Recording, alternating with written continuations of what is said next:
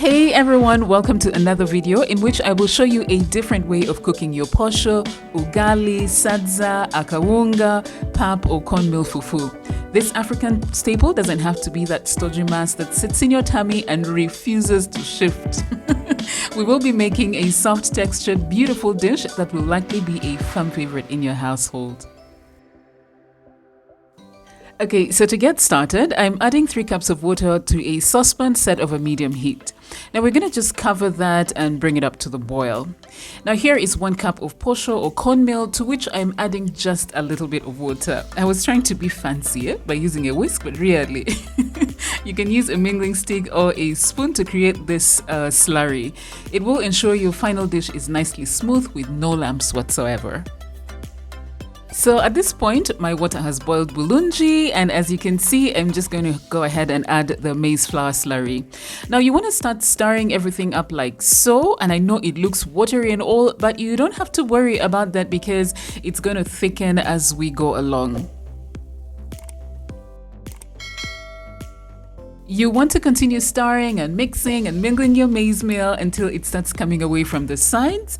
Let me come back in a jiffy to show you what to do next, okay?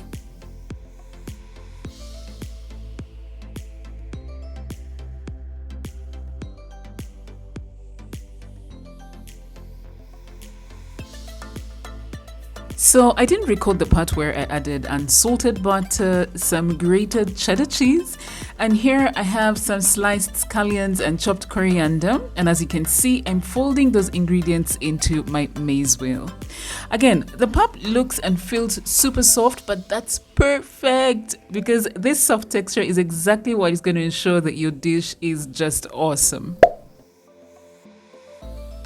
Now at this point, I am just pouring my cooked posho into a baking dish like so, and then smoothing the tip like you see me doing.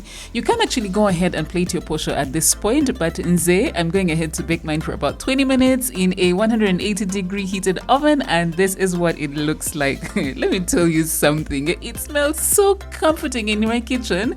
The aroma comes from the melted cheese and the butter.